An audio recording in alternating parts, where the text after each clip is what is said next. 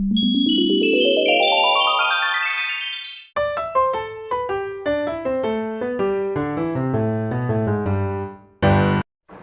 everybody, Astrid here. I'm back on my YouTube channel. So it's been 2 years since the last time that I posted my last video here on my YouTube. I think I was in college by that time, and I stopped posting because I was busy and nawala na ng gana to do videos. Yes. But now, I'm back because I want to share to you guys something creative that I did. Okay, this video will be like short lang. Okay, hindi na ako magtatagal. Yeah, but just want to share to you guys lang. Something creative talaga. Nagawa ko like so random lang na naisip ko like last night. Okay, this creative output na ginawa ko was like a combination of me being sentimental and me as a painter. Okay. Since I love painting, and it has been my hobby for how many years? Not really matagal, but yeah, kapag if I want to paint, I do painting, yes. And for few of you guys who know how sentimental kind of person I am, you would know how I love keeping things. Like simple things. Letters. I love collecting letters. Anything. Basta from people that I love. And like even a candy wrapper, I would give that. Pag alam kong mahalaga yun, binigay sa akin, I would give that for sure. And I'm also a flower girly. Yes. Every Sunday, bumibili ako talaga ng flowers after attended mass. Talagang bumibili ako ng flowers para ilagay sa altar. And after a week, magsisimba ulit ako, bibili ulit ako ng flowers, i-replenish ko sa vase. Tas yung pinalitan ko, instead of throwing it, pinipreserve ko. So, one way I do preserving flowers was through air dry. Itatighten nyo siya sa stem niya, tapos i-upside down. Okay, tapos air dry siya for like a week or like for 3 days. I think okay na yun siya. Para, in order to maging intact lang yung petals ng flowers.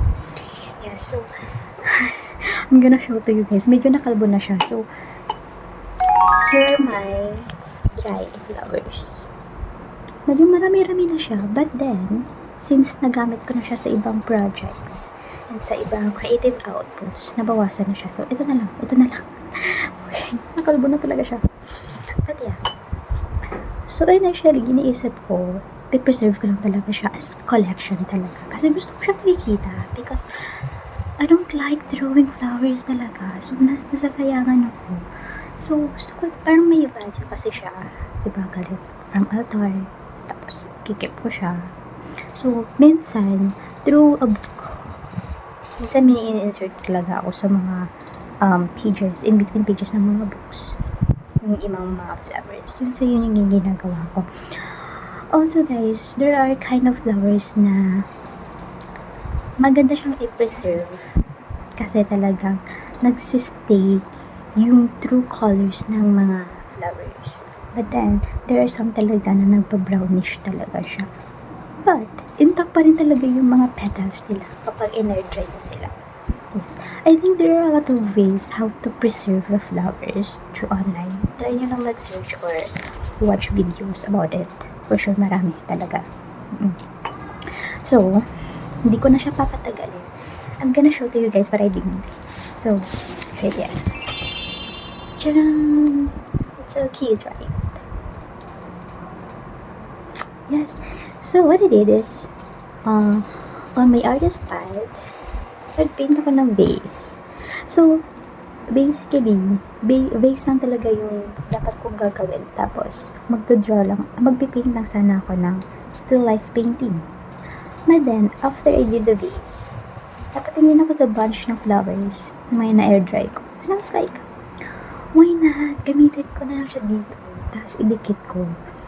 Para parang magmukha siyang 3D or like, totoo siyang tingnan. And I love how simple it is.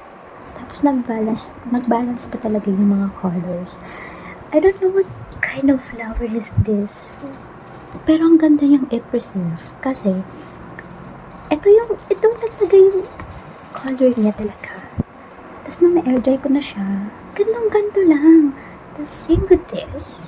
I don't know what do you call this. If you guys are familiar with this. Sorry, may pimples.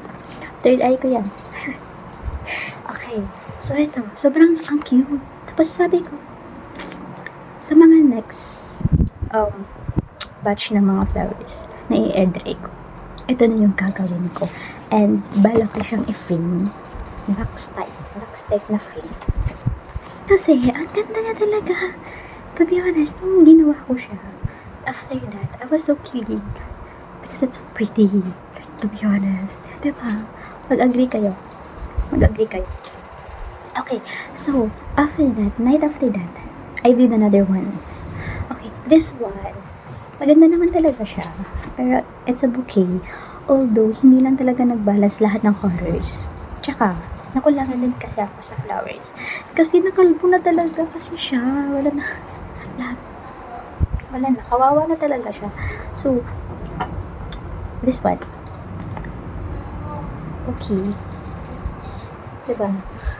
So, ito, stem talaga siya. Just tinikit ko lang. Here is. So, what I did also is, I painted the bouquet wrapper.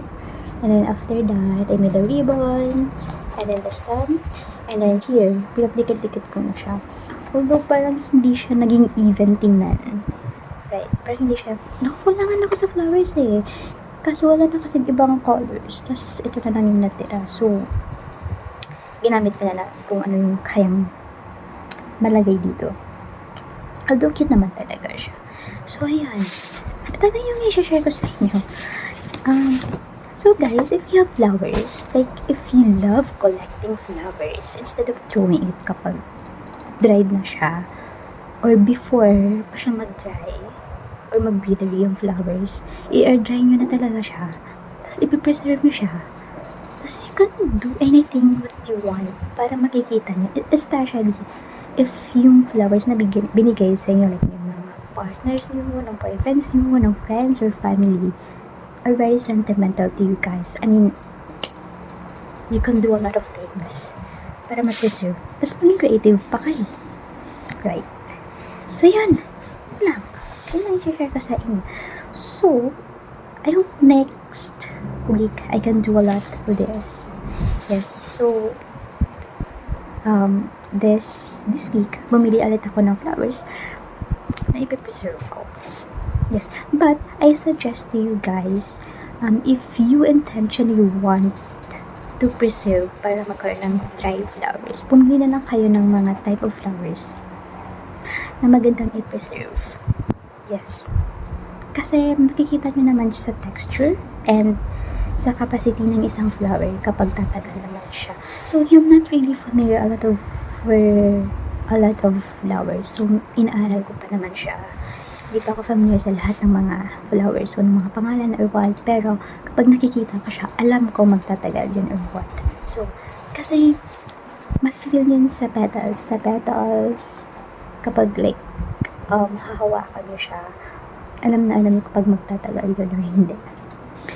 So, and also, I'm planning to visit Dangwa. Diba? Ang dami ng flowers doon. And I'm so excited. Hopefully, magkaroon po tayo ng budget para sa Dangwa. Para mag-purchase po tayo ng maraming flowers. Para i-air dried flowers natin sila. Para sa a lot of creative outputs na magagawa natin bukod dito. Okay? So, I think that's all for today. Yun lang yung masishare. May babahagi ko ngayon. Yes, and for those who watch this video, thank you so much. I hope may na-learn kayo. If not, kayo na bahala. Okay, so guys, thank you for watching my videos again. See you again for our next videos. Bye! This is Asteria. Keep shining, everyone.